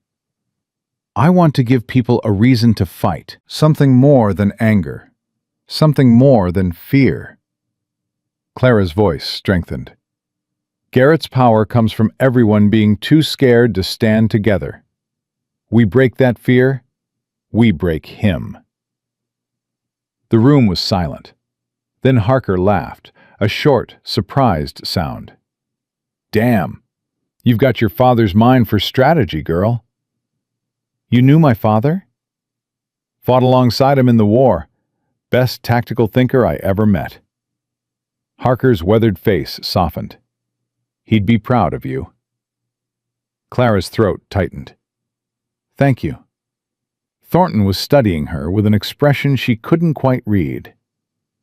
It could work, he said slowly. Hit Garrett's reputation before we hit his men. Make the hired guns question whether the money's worth it. It's risky, Ezra pointed out. We'd need to get close to town. Spread those posters without getting caught. I can do it, Josie stepped forward. I'm fast. I know how to stay hidden. And I've got more reason than anyone to want Garrett exposed. No. Clara's response was immediate. Absolutely not. Clara, you're not going into that town alone. It's too dangerous. Then come with me. Josie met her sister's eyes. Both of us. Together. Clara wanted to refuse. Every protective instinct screamed at her to keep Josie safe, to keep all her sisters locked away where nothing could touch them. But Josie wasn't a child anymore. She was 18, old enough to make her own choices, old enough to fight for her own freedom. Emma and Lily stay here, Clara said finally, with Thornton and the others. Agreed. Clara looked at Thornton. Can you protect them, if something goes wrong? With my life. She believed him. Then we go tonight, while it's dark. We spread the posters, and we get out before anyone knows we're there. Josie grinned. It was the first real smile Clara had seen on her sister's face in days. Finally, some action. They left at midnight. Clara and Josie rode together, saddlebags stuffed with the posters Emma had spent hours creating. Detailed sketches of Garrett's victims, lists of his crimes, evidence that had been locked in Thornton's study for 5 years. The ride to Dusty Springs took 3 hours. They approached from the north, where the buildings thinned out and the shadows grew thick. There, Josie pointed to the back of the general store. We start there and work our way in. They tied their horses in a draw 1/2 mile from town, continued on foot. The streets were empty. Even Garrett's men had to sleep sometime. Clara took one side of the street, Josie took the other. They moved in silence, nailing posters to walls, sliding them under doors, leaving them in every place where people would see them come morning. They were halfway done when Clara heard the voice. "Well, well, look what wandered into my web." She spun. Silas Garrett stood in the doorway of the Silver Dollar Saloon. He was fully dressed, despite the hour. His smile was the same one he'd worn at the auction. Cold, predatory, certain. "Miss Brennan, I had a feeling you'd show up eventually." His eyes moved to the poster in her hand. "What's this? Propaganda?" Clara's hand dropped to her gun. "I wouldn't." Garrett's voice hardened. 3 men stepped out of the shadows behind him, rifles raised. "You're fast, I'm sure, but not that fast." Josie appeared at Clara's side, her knife already drawn. "Let us go, Garrett. You've got bigger problems than 2 girls with papers." "Do I?" Garrett descended the saloon steps slowly. "What I see is the return on my investment. Finally." "We're not your property." "The law says otherwise." "Your law. You're bought judges and corrupt sheriffs." Clara's voice didn't waver. "That's over. By morning, everyone in this territory will know exactly what you are." Garrett glanced at the posters on the wall beside him. His smile flickered. "Interesting." He tore one down, studied it. "Very detailed. Thornton's work?" "Justice's work." "Justice," Garrett laughed. "There's no justice in the territories, Miss Brennan. There's only power, and I have more of it than you ever will." "Power doesn't last." "Long enough." Garrett nodded to his men. "Take them." The men advanced. Clara drew her pistol. Josie raised her knife. And then the night exploded. Gunfire erupted from the rooftops. One of Garrett's men went down screaming. Another dove for cover. Clara grabbed Josie's arm. "Run!" They ran. More shots behind them. Shouts. The thunder of hooves. They reached their horses just as riders appeared on the street. Not Garrett's men. Thornton, Harker, a dozen others. "Move!" Thornton shouted. "We've got them pinned!" Clara swung into her saddle. Josie did the same. They rode. Behind them, Dusty Springs erupted into chaos. Gunfire, flames, the sounds of Garrett's empire beginning to crumble. They didn't stop until they reached Thornton Ridge. Clara dismounted on shaky legs. Josie was breathing hard beside her. "What happened?" Clara gasped. "How did you know?" Thornton swung down from his horse. His face was grim. "Lily." "What?" "She watched you leave. Followed you halfway to town before I caught her." Thornton's jaw tightened. "She said she had a bad feeling, that something was wrong." "Lily did that?" "Your sister's got instincts. Good ones." Thornton moved closer. "She probably saved your lives." Clara looked toward the house. Lily stood on the porch, wrapped in a blanket, her small face pale in the moonlight. Clara ran to her, swept her into her arms. "You could have been hurt. You could have been killed." "I know." Lily's voice was muffled against Clara's shoulder. "But I couldn't let you die. Not when I could do something." Clara held her tighter. This brave, foolish, wonderful child who'd nearly gotten herself killed to save her sisters. "Don't ever do that again." "I won't promise that." "Lily." "You wouldn't promise either, if it was me out there." Lily pulled back, met Clara's eyes. "You'd have done exactly what I did, because that's what family does." Clara had no response to that, because Lily was right. Thornton approached them. "We hit Garrett hard tonight, killed 4 of his men, wounded more, but he got away." "So it's not over?" "No, but he's weakened, scared, and by morning, those posters will be everywhere." Thornton looked at the eastern horizon, where the first hints of dawn were beginning to show. "The tide's turning." "What happens next?" "We finish it." Thornton's voice hardened. Tomorrow, we ride into Dusty Springs with every man we've got. We take the fight to Garrett directly. And if we lose? We won't. But if we do? Thornton was quiet for a moment. Then he reached out, took Clara's hand. Then we'll have died trying. And that's better than living on our knees. Clara looked at her sisters. Josie, bloody and fierce. Emma, waiting in the doorway with fear and hope battling on her face. Lily, small and brave and refusing to be left behind. She looked at Thornton, at this man who'd given them everything. Together, she said. We do this together. Together. They stood on the porch as dawn broke over Thornton Ridge, as the world turned from black to gray to gold. Tomorrow, everything would change.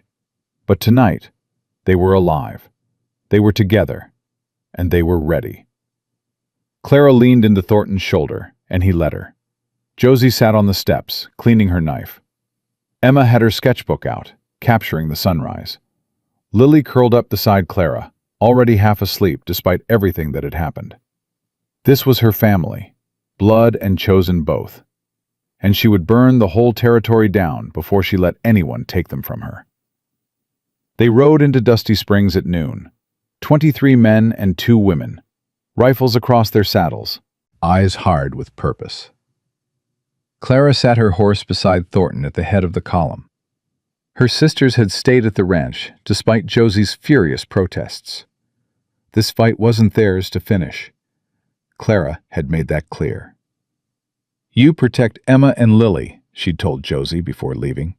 No matter what happens, you keep them safe. Josie had wanted to argue. Clara could see it in every line of her body. But something in Clara's face had stopped her. Come back, Josie had said instead.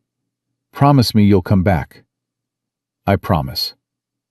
Now, riding down the main street of the town that had nearly destroyed them, Clara wondered if she could keep that promise. Dusty Springs looked different in daylight. The buildings were the same sun-bleached wood. The streets were the same packed dirt. But something had changed. People were watching. Not hiding. Watching. They stood in doorways and leaned out of windows. They gathered on porches and clustered at corners. Men and women and children, all staring at the column of riders with expressions that held something Clara hadn't expected. Hope. The posters had done their work.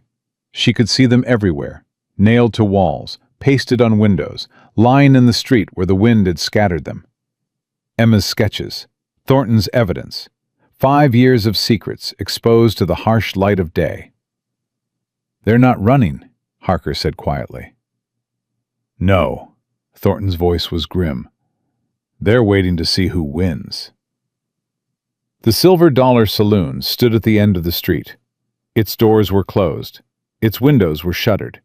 But Clara could feel the eyes watching from inside. Garrett was there. She knew it in her bones. Thornton raised his hand. The column stopped. Silence fell over the street. Heavy. Expectant. Silas Garrett, Thornton's voice carried across the town. This ends today. Come out and face justice, or we'll come in and drag you out. Nothing. The seconds stretched. Then the saloon doors swung open. Garrett emerged slowly. He was still dressed in his fine gray suit, but it was rumpled now, stained. His dark hair was disheveled. His face was pale beneath its usual tan. Behind him came his men, not 30 anymore. Clara counted 15, maybe less. The posters had done more than expose him. They'd cost him half his army. Thornton! Garrett's voice was steady, but Clara could hear the strain beneath it. I should have killed you years ago. You should have done a lot of things differently.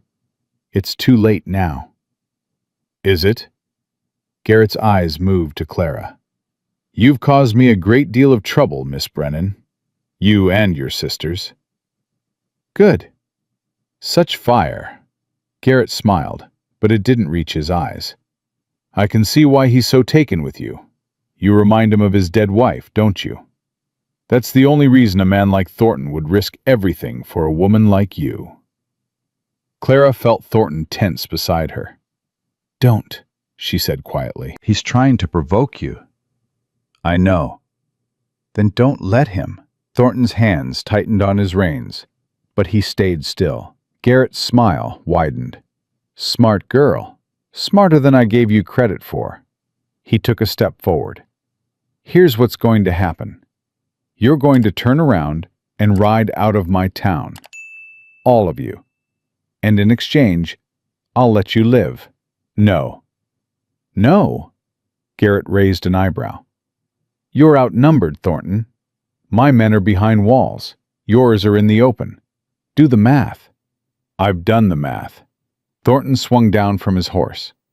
"Your men are scared. Mine aren't." "Scared?" Garrett laughed. "Of what?" "Of dying for a man who'd sell them out the moment it became convenient." Thornton walked forward, his boots raising small clouds of dust. "I've been watching you for 5 years, Garrett. I know every dirty deal you've made, every man you've betrayed, every promise you've broken." He stopped 10 feet from Garrett. "Your men know it too. They've seen the posters. They know that when this is over, the ones who stood with you will hang right alongside you." Murmurs from the saloon. Uneasy shifting. Garrett's smile flickered. "You're bluffing." "Am I?" Thornton raised his voice. "Any man who lays down his weapon and walks away right now gets to keep breathing. No questions asked, no charges filed. You have my word." Silence. Then one of Garrett's men stepped out of the saloon. He set his rifle on the ground, raised his hands. "I'm done," he said. "This ain't worth dying for." Another followed, then another. Within moments, half of Garrett's remaining force had abandoned him. They walked past Thornton's line with their heads down, disappearing into the town's alleys and side streets. Garrett stood alone, except for a handful of loyal men. His face had gone white with rage. "Cowards!" he spat. "All of you!" "They're survivors," Clara said. She'd dismounted too, moving to stand beside Thornton. "They know when to cut their losses." "And you don't?" "I'm not the one who's losing." Garrett's hand moved toward his gun. Thornton's drew faster. The shot echoed across the silent street. Garrett staggered backward, clutching his shoulder. His pistol clattered to the ground. "Don't," Thornton said quietly. "It's over." For a moment, Clara thought Garrett would surrender. His face contorted with pain. His remaining men had frozen, their hands hovering over their weapons, but not drawing. Then Garrett laughed. "You think this ends me?" Blood seeped between his fingers. "I've got connections from here to Denver. Judges, politicians, men who owe me favors. You might take this town, but you'll never." "Yes, we will." A new voice, female, strong. Clara turned. A woman had emerged from the crowd of townspeople. Middle-aged, gray-streaked hair pulled back in a severe bun. Eyes that held steel. "Judge Margaret Ashford," Thornton said. There was surprise in his voice, and something else. Respect. "Mr. Thornton." The woman walked forward, her boots clicking on the hard-packed street. "I received a very interesting package this morning. Documents, testimonies, evidence of crimes stretching back over a decade." She stopped in front of Garrett. "Silas Garrett, by the authority vested in me by the territorial government, you are under arrest for human trafficking, conspiracy to commit murder, fraud, extortion, and approximately 47 other charges that I will enumerate in detail at your trial." Garrett stared at her. "You can't do this. Patterson is the judge in this territory. Judge Patterson was removed from the bench this morning. I've been appointed as his replacement." Ashford's voice was ice. "Your network is collapsing, Mr. Garrett. Every man you've bribed, every official you've corrupted, Every connection you've cultivated. It's all burning down around you." She turned to Thornton. "Your evidence was thorough, more thorough than anything the Territorial Marshal's Office had managed to compile in 5 years of investigation." A hint of approval crossed her severe face. "Well done." Thornton nodded. "What happens now?"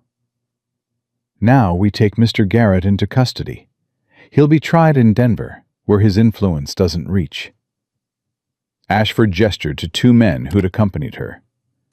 "Chain him." Garrett struggled as they seized his arms. "You can't do this. I built this town. I own half the territory." "You owned half the territory," Clara said. She stepped forward, close enough to look into his eyes. Past tense. Garrett's face twisted with hatred. "You'll regret this, girl. You and your sisters. I have a long memory." "So do I." Clara held his gaze. "I'll remember everything you did, everything you tried to do. And I'll spend the rest of my life making sure no one else goes through what we went through." "You think you've won?" "I know we have." They dragged Garrett away. His curses echoed down the street, growing fainter, until finally they faded altogether.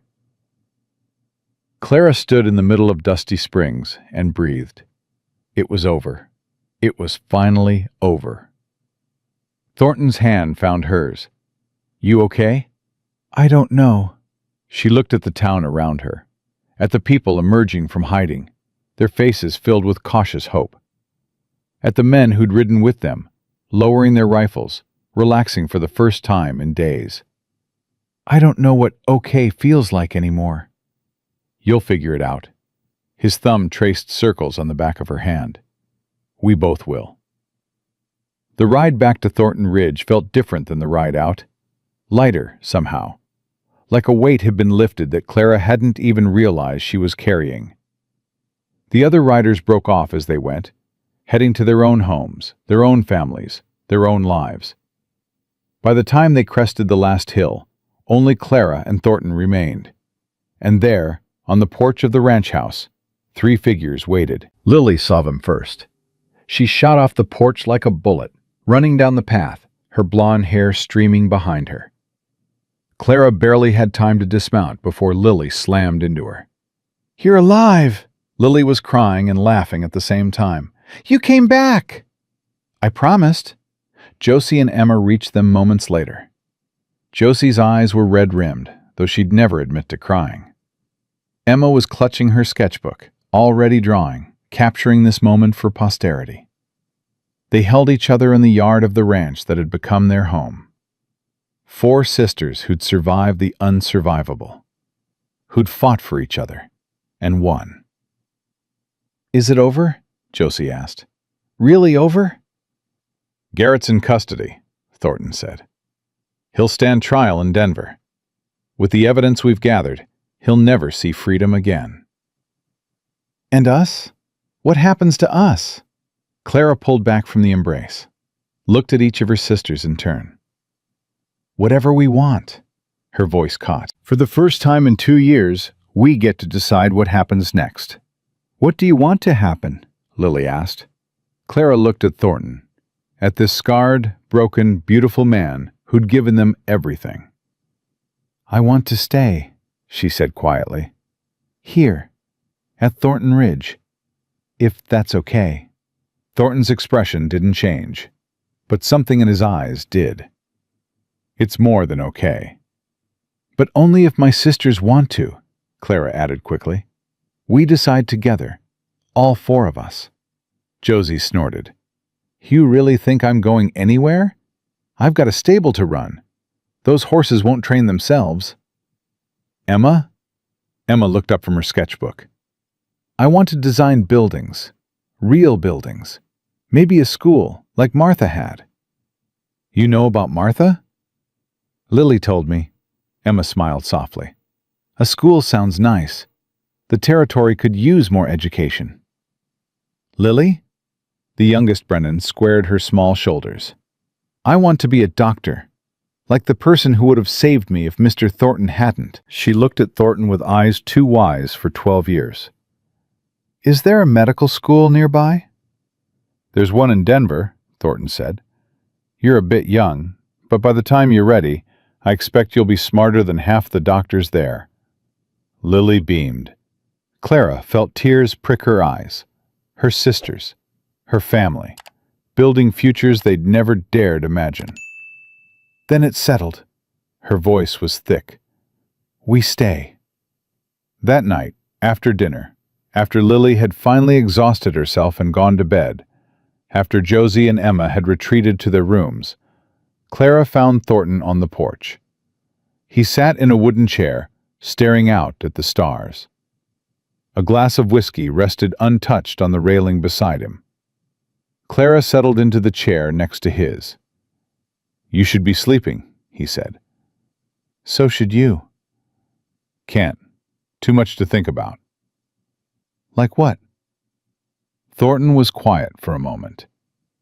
"Like what happens now. The fight's over. Garrett's finished. Your sisters are safe." He turned to look at her. "You don't need me anymore." "That's not true."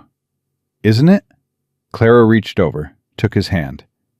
"You asked me something, back in the kitchen, before all this started.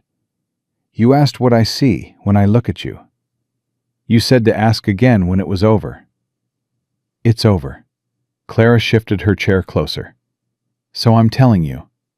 She looked at him, at the scar that bisected his face, at the gray eyes that held too much pain and too little hope, at the hands that had killed to protect her and held her while she cried. "When I look at you, I see a man who lost everything and somehow kept going, who built himself into something stronger than his pain, who saw 4 strangers about to be destroyed and decided he'd rather die than let it happen." Her voice softened. "I see someone worth knowing, worth trusting." She paused. "Worth loving." Thornton's breath caught. "Clara, I'm not saying I'm in love with you. Not yet. It's too soon for that, and we both know it." She squeezed his hand. "But I could be, given time, given the chance to know you without bullets flying and lives at stake." "You want time. I want a future, with my sisters, with this ranch." She met his eyes. "With you, if you want the same thing." Thornton was still for so long, Clara thought she'd misread everything, that she'd pushed too hard, asked for too much. Then he raised her hand to his lips, pressed a kiss to her knuckles. "I've wanted that since the day I saw you standing in Garrett's saloon," he said quietly, facing down a room full of men who wanted to buy you, and not showing an ounce of fear. "I was terrified." "I know. That's what made it brave." He released her hand, stood, offered his palm to help her up. "It's late. We should sleep." Clara took his hand, let him pull her to her feet. "Jacob." "Yes?" She kissed him. It was brief, soft, a promise more than a passion. When she pulled back, his eyes were closed. His face held an expression she'd never seen before. "Peace." "Good night," she whispered. "Good night, Clara." She went inside, climbed the stairs to her room, lay down in the bed that had become hers over the past 2 weeks, and for the first time in years, she slept without dreaming of loss. Spring came to Thornton Ridge like a resurrection. The snow melted, the grass turned green. Wildflowers erupted across the prairie in riots of purple and gold and red. 6 months had passed since Garrett's arrest. He'd been tried in Denver, found guilty of every charge, and sentenced to 30 years in prison. His empire had crumbled. His men had scattered. The territory was healing, slowly but surely, from the wounds he'd inflicted. Clara stood on the porch of the ranch house and watched her sisters in the yard below. Josie worked in the corral, training a young mare that Ezra had brought over last week. She had a gift with horses, Thornton said. a natural understanding of what they needed. The stable she'd built was already becoming famous across 3 territories. Emma sat under an old oak tree, her sketchbook open, designing what she called the new schoolhouse. She'd convinced Thornton to donate the land and Harker to raise the funds. Construction would start next month. And Lily. Lily sat beside Emma, medical books piled around her, studying with an intensity that made Clara's heart ache. She was 14 now, still too young for medical school, but she was preparing, learning everything she could, determined to become the healer she'd never had. "They're happy." Clara turned. Thornton had emerged from the house, 2 cups of coffee in his hands. He offered her one. "They are." She took the cup, sipped. "I never thought I'd see it. After everything that happened, I never thought we'd have this." "You earned it." "We all did." Thornton leaned against the porch railing beside her, close enough that their shoulders touched. "Ezra asked me something yesterday." What? When I was going to make an honest woman of you. Clara choked on her coffee. He said that? Exact words. Thornton's mouth twitched. "Apparently, the whole territory's been gossiping about us." Let them gossip. "That's what I said." He was quiet for a moment, but it got me thinking. Clara's heart stuttered. Thinking about what? Thornton set down his coffee, turned to face her fully. "We've had 6 months. Time to heal. Time to know each other without bullets flying and lives at stake." His gray eyes held hers. "I think that's enough time, don't you?" Clara's breath caught. Jacob, are you? He reached into his pocket, pulled out a small box. This was Martha's. Her mother gave it to her, and she gave it to me before she died. Said I should give it to someone worthy someday. He opened the box. A simple gold ring lay inside, worn smooth by years of love. "I think you're worthy, Clara Brennan. I think you've been worthy since the day I met you." He took her hand. "I'm not young. I'm not whole. I've got more scars than any man should, and more memories than I know what to do with." His voice roughened. "But I love you. I've loved you since you kissed me on this porch and told me you wanted a future. I've loved every stubborn, brave, infuriating inch of you." He slipped the ring onto her finger. "Marry me, Clara. Be my wife. Let me spend whatever years I have left loving you and protecting your sisters and building something that lasts." Clara looked at the ring on her finger, at this man she'd come to love in spite of everything, at the life stretching out before them, full of possibility. Yes. The word came out as a whisper. "Yes?" Thornton's voice cracked. "You're sure?" "I've never been more sure of anything." She threw her arms around his neck.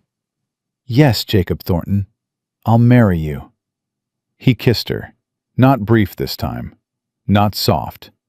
A kiss that held every ounce of love he'd been holding back for months. A kiss that promised forever. When they finally broke apart, breathless and laughing, Clara's sisters were standing at the bottom of the porch steps, staring up at them with expressions ranging from shock to glee. "Finally!" Josie shouted. "I thought he'd never ask." "Did you say yes?" Lily was bouncing on her toes. "Clara, did you say yes?" She said yes. Thornton's arm was around Clara's waist. His smile was brighter than she'd ever seen it. She said yes. Emma was already sketching frantically. "I'm designing the wedding dress, and the decorations, and the—" "Breathe, Emma," Clara laughed. "We have time." How much time? Clara looked at Thornton, at her sisters, at the ranch that had become home, and the future that was finally, blessedly certain. All the time in the world. They were married in the summer, under the same oak tree where Emma had designed her schoolhouse. Tom Harker officiated. Ezra stood as best man. Josie, Emma, and Lily served as Clara's attendants, dressed in matching blue dresses that Emma had designed. The whole territory came, ranchers and farmers, shopkeepers and teachers, people whose lives had been touched by the fall of Silas Garrett and the rise of something new. Clara wore Martha's ring, and a dress sewn from fabric Thornton had ordered special from Denver. Her hair was pinned up with wildflowers. Her face glowed with a happiness she'd never dared dream of. When Harker pronounced them husband and wife, Thornton kissed her like the world was ending and beginning all at once. The celebration lasted until well past midnight. There was dancing and laughter and more food than Clara had ever seen in one place. Her sisters danced with ranchers' sons and traded stories with ranchers' wives, and slowly, beautifully, became part of the community that had fought for them. When the last guest finally left, Clara stood with Thornton on the porch of their home. Their home now. Truly. Any regrets? He asked. Clara thought about the auction in Dusty Springs, about the terror and the helplessness and the certainty that their lives were over. She thought about Thornton walking through those saloon doors, about the gold he'd paid and the bullets he'd fired, and the love he'd given without expecting anything in return. She thought about her sisters, sleeping peacefully inside, safe and whole, and dreaming of futures they'd once been denied. "No regrets," she said. "Not a single one." Thornton pulled her close. "Welcome home, Mrs. Thornton." Clara smiled against his chest. "I've been home since the day you saved us. I just didn't know it yet." They stood together as the stars wheeled overhead, as the night deepened and the world fell quiet, as the past finally released its hold, and the future stretched out before them, bright with promise. Clara Brennan Thornton had been sold like property, hunted like prey, and forced to kill to protect the people she loved. But she had survived. She had fought. She had won.